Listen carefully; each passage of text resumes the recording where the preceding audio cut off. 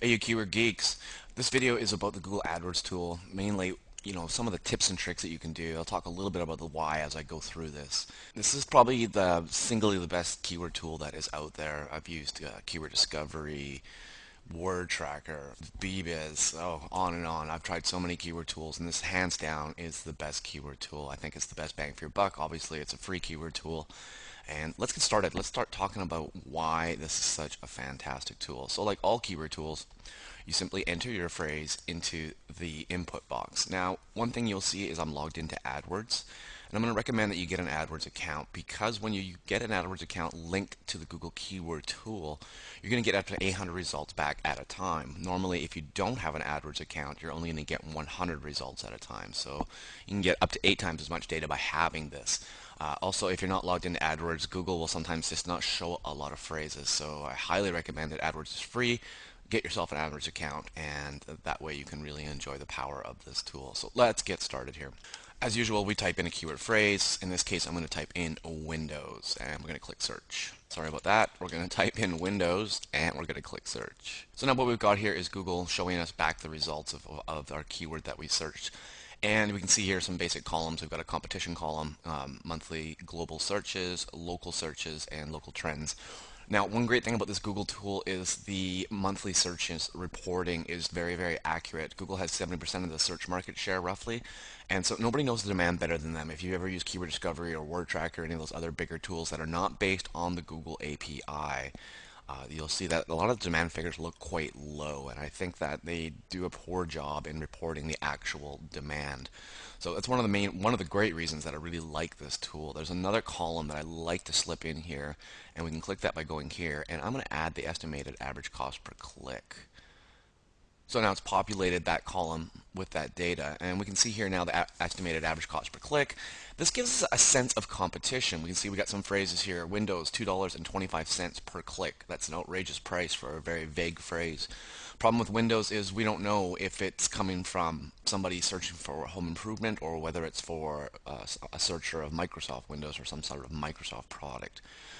Very difficult to understand what it is that they're searching for. So one thing we can do is filter some of this data, and we see here on the all category side here, we could do some things like consumer electronics. Now what this is going to do is bring us a lot more information about consumer electronics. So you can see there's a lot of mobile updates, a lot of mobile information, that sort of thing.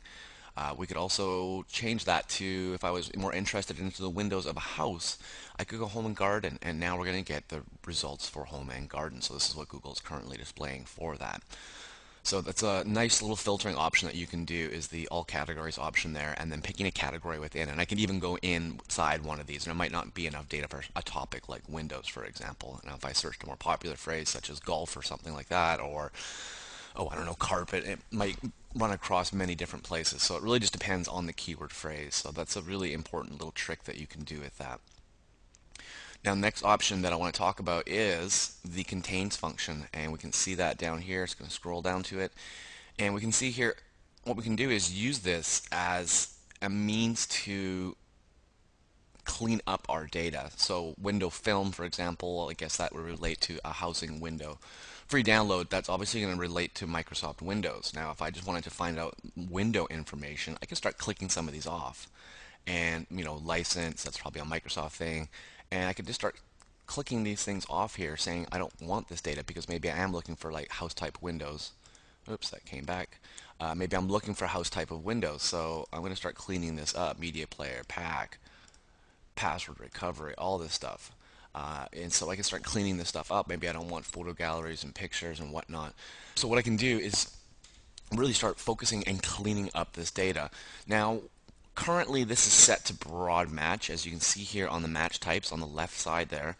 And we can see here that Microsoft Windows Home Server has 301,000 searches per month.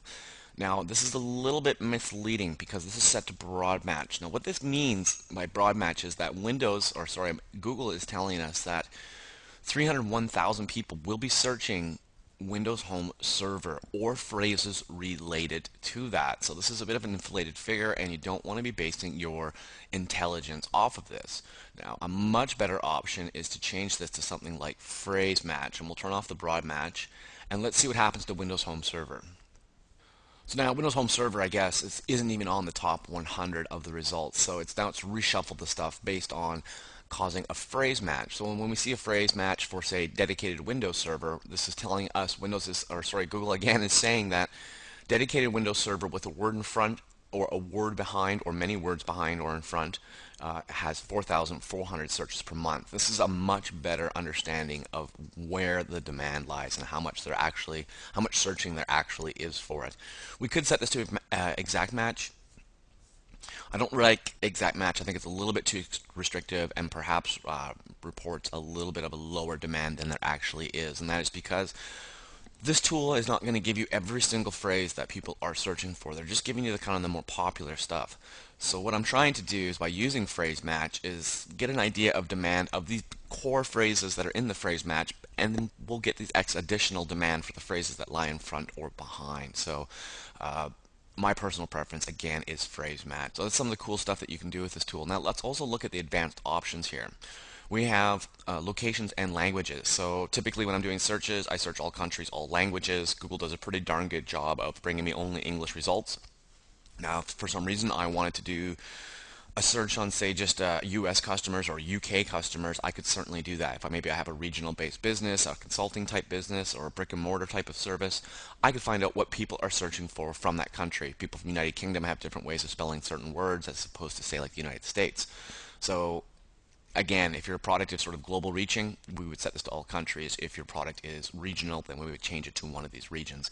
Not many other keyword tools have this sort of regional functionality. Keyword Discovery has a little bit of a regional functionality, but not to the extent that this tool has.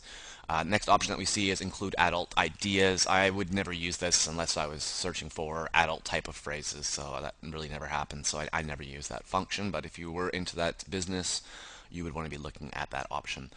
Next option we see is mobile search. Mobile search will tell us the demand for cell phones, basically accessing certain searches. So we can set that to mobile search and then research that. And we're going to see these numbers really plummet down because there's a lot more desktop searching than there is mobile devices searching. So now we can really see these numbers really falling down here. But if you had a large audience that was searching your site or you were interested in that mobile market, this is what you want to look at. The cell phones are obviously going to have a slightly different search types than, say, desktop. So.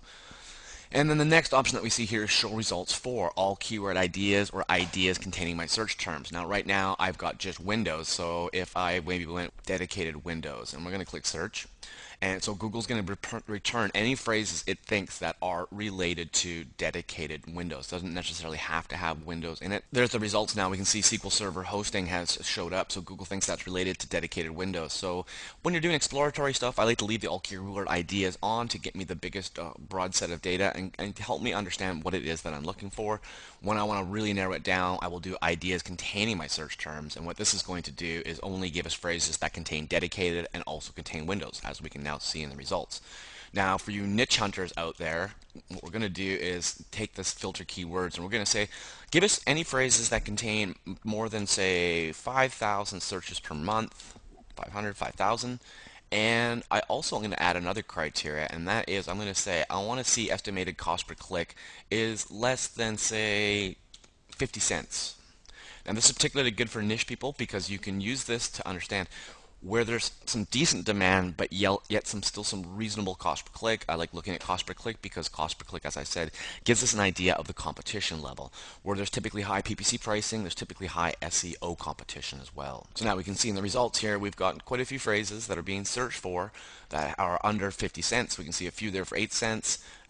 27,000 at 8 cents. That's pretty darn good. Maybe not the best phrase, for example, to be basing your niche market on, but nonetheless a good example to show you how you can use this option to really drill down on that data. Typically when I'm doing keyword research, I don't really enforce these options unless I was really looking for a niche type of thing. When I do keyword research for a client, I take all of the phrases, and later on in other videos I'm going to show you how I take all of this data, which I might get 3, 4, 5,000 phrases sometimes for a particular topic, and how we organize that. So please look at my channel, subscribe to my channel. You'll see some other videos there on keyword research. And if you like this video, please leave me a comment and give me a thumbs up. I'd really appreciate it. And leave any comments in the comment box below. If there's any questions you have about this video or any ideas you'd like to see for future videos, please drop me a line. Love to hear from you. Thanks for watching. Have yourself a great day.